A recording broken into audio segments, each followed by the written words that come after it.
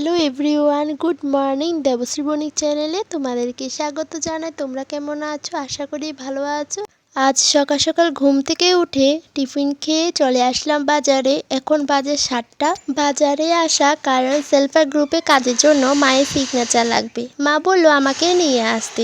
মায়ের সিগনেচার করে আবার চলে আসলাম আন্টিকে দিতে। মতো সই হয়েছে কিনা তার জন্য আন্টি দেখে নিচ্ছিল। কয়েকদিন ধরে বৃষ্টি হচ্ছিল, রাস্তাঘাটও পরিষ্কার হলেও রাস্তার মাঝেও জল জমে থাকে।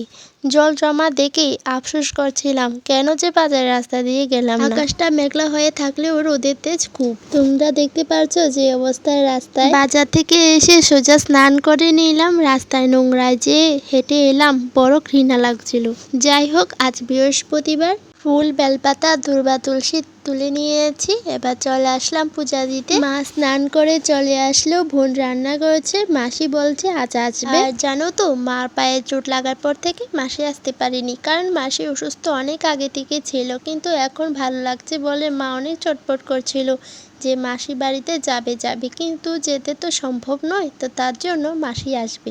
মাসির শরীরটা অনেক আগে থেকে ভালো হয়ে গেছে। বৃহস্পতিবারে পূজা দিতে অনেকটাই সময় লাগে। আমার লক্ষ্মীর ঘর রেডি হয়ে গেছে, এখন পূজা দিতে আর দেরি কি। ওম নমঃ শিবায়, ওম নমঃ শিবায়, ওম নমঃ শিবায় আমি 3বার মন্ত্র বলে তারপর ঠাকুরকে ফুল বেলপাতা দিয়ে দিই। এখন হলো আষাঢ় মাস, আর কয়েকটা দিন পর বিপদনাশিনী পূজা। তখন তো লাগবে আরো 13 রকম ফুল। আজ কলেজে যাব, দেরি হবে মনে হচ্ছে। লক্ষ্মীবার তো তার জন্য পাঁচালি পরে নিচ্ছি। সন্ধ্যার সময় হবে না বলে তার জন্য আমার পূজা দেওয়া শেষ হয়ে গেছে। আমাদের বাড়িরাম রেডি হয়ে খেয়ে দিয়ে নিয়ে বেরিয়ে পড়লাম। এখন আছি গাড়িতে। মায়ের জন্য আমরা 2 বোন মিলে আলাদা আলাদা কলেজে যেতে হয়। আজ আমি, কাল বোন, এইভাবে যেতেই হয়। কলেজ থেকে বেরিয়ে পড়লাম বাড়িতে যাওয়ার জন্য। এখন চলে আসলাম বাড়িতে। মাসি দাদা চলে আসলো, দাদা নিয়ে আসলো। তো দেখি সন্ধ্যার সময় বৃষ্টি নামলো, আর তোমাদেরকে আর কিছু দেখাতে পারিনি কারণ কারেন্টও ছিল না।